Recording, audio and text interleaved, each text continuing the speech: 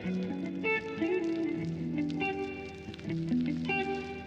guys, it's Natalia and welcome to my first kind of bridal custom order. I've done hundreds of custom orders over the past 4 years of having my business. I don't think I've ever actually done anything bridal, partially because I don't promo myself to do that, partially because it's a little scary to do that, but I got asked to do a wedding reception dress for someone and I'm really excited about it. And I figured we'd vlog the process. I'll show you guys how it is. This is for my lovely customer Emma. She is getting married here in a couple months and she basically just wants her wedding dress but in a short form, and it's a pretty simple, like very clean cut, elegant shape to the dress. It's nothing really crazy, which is why I felt very comfortable doing it. I was like, you know what, this is a good stepping stone into bridal that isn't too crazy just yet, because when it comes to bridal, it's just like the most important day of like that person's life, and obviously you want them to feel their best and feel 100%, and sometimes that's just really scary to do when you're making them a custom order. So the only things that she mentioned is keeping the same neckline as her original dress and then making sure it has multiple layers so that she can like twirl and dance in it and it moves really nicely. So we're gonna do like a circle skirt moment,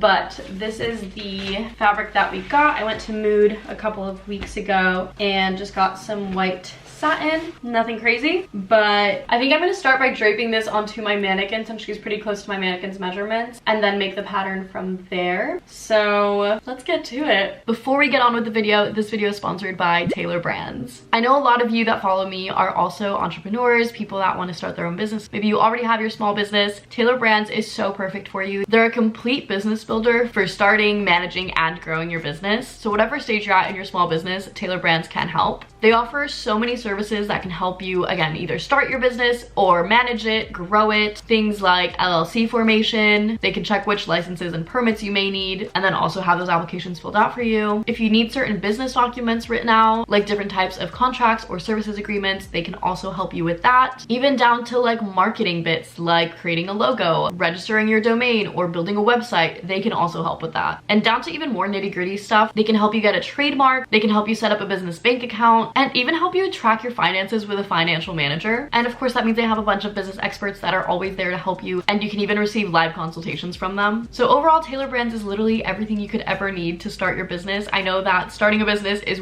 so intimidating. So many people do it solo, and it's so hard to know everything that you need to know when you're starting a business, and it's so helpful to have something like Taylor Brands to back you up, and even just to be able to ask questions and be easily guided through the whole process, because there's so many little nitty-gritty details that I wish I would have been able to use Taylor Brands when I started my business, because there is so much that I did not know about businesses before I started, and so much that sometimes I'm still learning to this day. So if you're someone that is starting a business, has a business, wants to grow your business, check out Taylor Brands below. I'll have a link for you guys to check them out. And now let's get on with the video.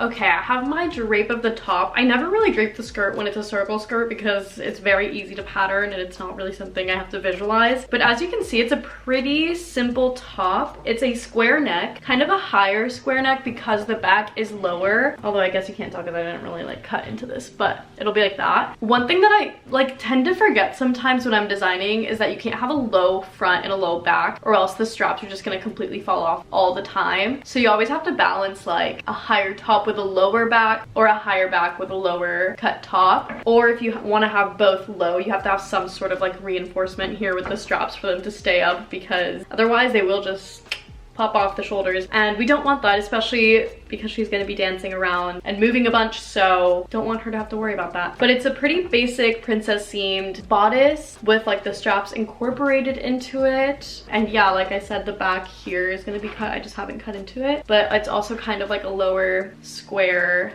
back. And yeah, I have all these pieces marked and labeled, so I'm going to take them off and then transfer them to paper pattern so that then we can start cutting them from our actual fabric and then start to get it all put together. I don't think it's going to take too long to put it together. I will be obviously like fully lining it and doing a couple of layers for this skirt, and then I think I'm also going to add boning to the top just for it to like sit nicely and have good structure. But other than that, pretty simple bodice. I'm excited to make it though. I think it's going to look so clean and so beautiful, and I can't wait to see a bunch of pictures from it too.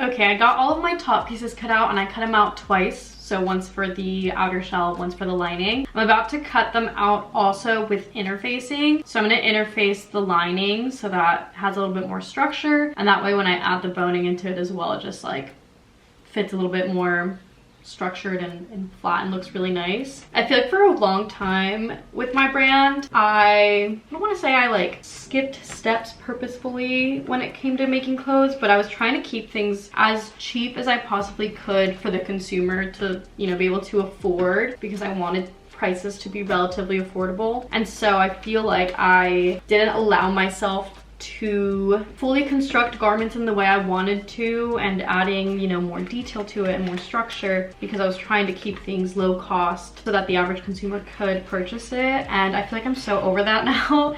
And like, as much as I would love for the average consumer to still be able to purchase my clothing is such an art form at this point. And not that this is like any sort of crazy structure, it's not, but it's just like being able to add those little details and stuff makes everything so much higher quality and so much more luxury. And I think I've just accepted that handmade pieces are a luxury and it's not gonna be for the average consumer, and I think that's okay. It took me so long to learn that, and for whatever reason I've always felt so much guilt around that. Maybe because I also can't really afford my pieces, so it feels weird to like price them at that point, but also like I'm putting so much work into it, it would make no sense to not price them at that point. So anyway, it's so nice to finally be able to like add like proper structure and make things just look a lot nicer than they did when I first started my brand.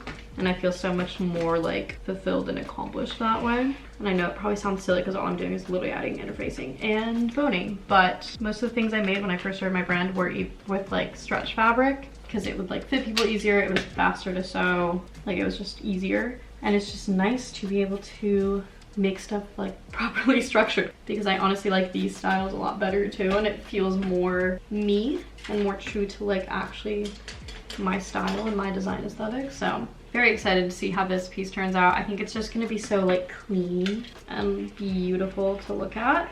And I think she's gonna look stunning. I'm so excited. So I'm going to iron this to the lining portion before we put it all together. It's just easier that way. Sometimes I forget to, and then I do it afterwards and I always regret it. So we are purposefully doing it before today. And also whenever I do this, I do cut off the seam allowance all the way around it, because you don't really want interfacing in the seam allowance. You just want it on the piece. Like, it's fine if it's a little bit on there, it's not that deep, but I try to always cut it off just because it is easier that way.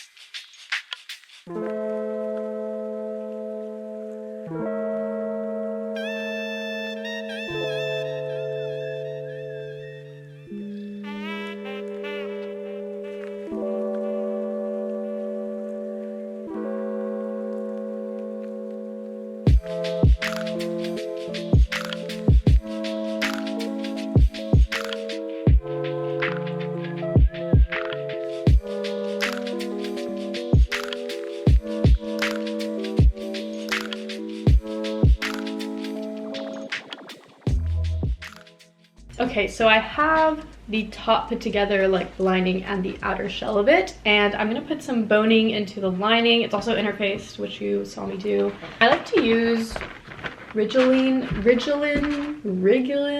I don't know how it's pronounced. This type of boning though is what I like to use a lot. It's much more flexible when I want to just like add a little bit of structure to a garment, but I don't need it to be like corseted, like very structured. If I want that more like super structured, corseted kind of vibe, I'll do metal boning, which I have back here, which I love. But when I want it to be a little bit more like soft, I like to use this one because it's pretty malleable. So I'm gonna add it to all of the seams, and then once that is in, we can start piecing together the lining and outer shell bits and then make the skirt, and then keep on putting it all together. But This is probably one of the more time-consuming parts of this whole process, just because you have to, you know, sew it in there perfectly, but it's also one of the most satisfying parts, and I've grown to kind of love it in a weird way, so I'm kind of excited.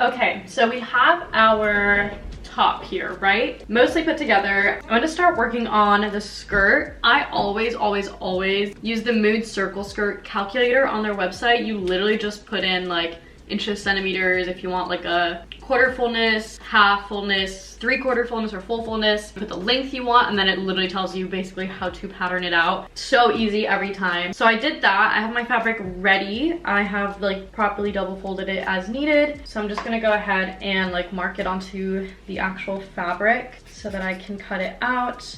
And what I'm thinking is she wanted like multiple kind of like layers to make it really poofy, not super poofy, but like, you know, poofy enough that it had like some fun movement. So I have some white tulle that I think I'm going to do like a layer of underneath it, and then obviously like a lining layer so that the tulle isn't like touching her necessarily. That's kind of my thought process there, and I think I'm just gonna play with it until I feel satisfied with the fullness of it. She doesn't want it like crazy full, but just like full enough that when you're like dancing it, you know, moves around really nicely. So we'll see, but I'm gonna pattern this out. We'll cut it out. I think we're gonna go ahead and attach it to the outer layer here so that I can get a good feel of what it looks like and figure out kind of how many layers of tulle we want, if it's just one or maybe a couple, what it's looking like, etc. But I'm excited to start seeing this put together. I think it's gonna be so cute and so fun.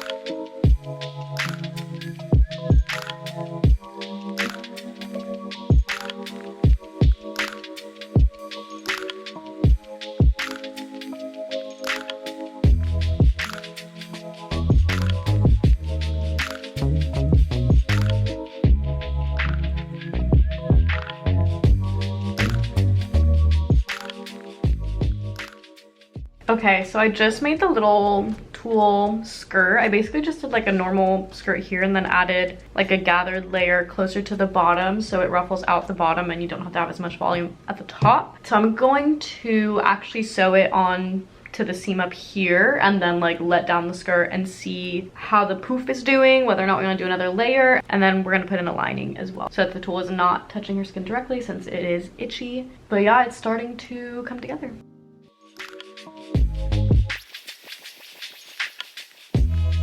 Okay, I made a really silly mistake, but I made this like second layer of tulle so short. I forgot what measurement I was going for, and I did the half of what I was supposed to. So now it's just like way shorter than this skirt. So I think I'm just gonna add a layer to this, like a second ruffle layer, so it actually reaches the bottom of this. Otherwise it's really not gonna have an effect. So, and also this is obviously inside out right now, but yeah, we're gonna have to add more tulle to it. But I think once I have that layer of tulle, it will be like the desired amount of ruffling to then just do the lining over top. So at least I feel good about that. But this is just funny, like it is so much shorter.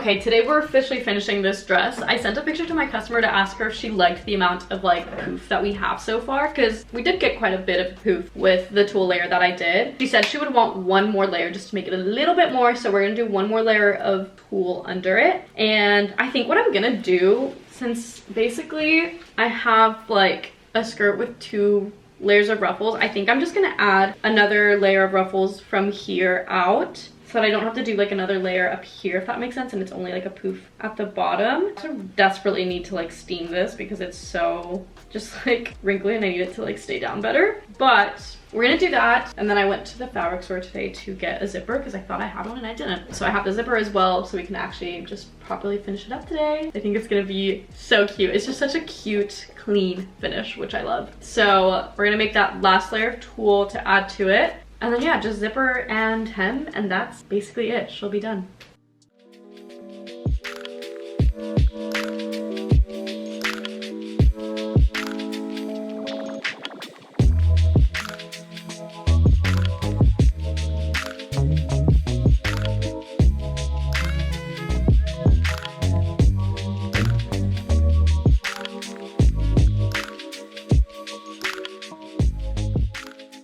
Okay, so I put the zipper in, everything lined up so nicely, and I finished off the lining on the inside of just like the zipper part. I also finished off the seam below the zipper for all the layers. So I'm gonna do the hem, and then the last thing after that is actually finishing off the straps here, and then properly finishing off like the lining on the inside as well. So we're gonna start with the hem because that's gonna take the longest, and then we'll do the rest because it'll be more like hand sewing. For these type of hems, I usually do like an 1/8 inch fold, sew close to the edge, and then do another fold and then sew around that. And because it's circle skirt, it takes forever.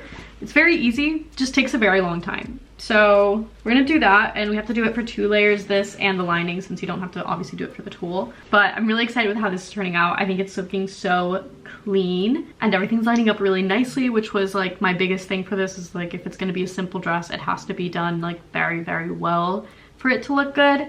So obviously it's gonna need a very good press as well after this, but let's start on this hem.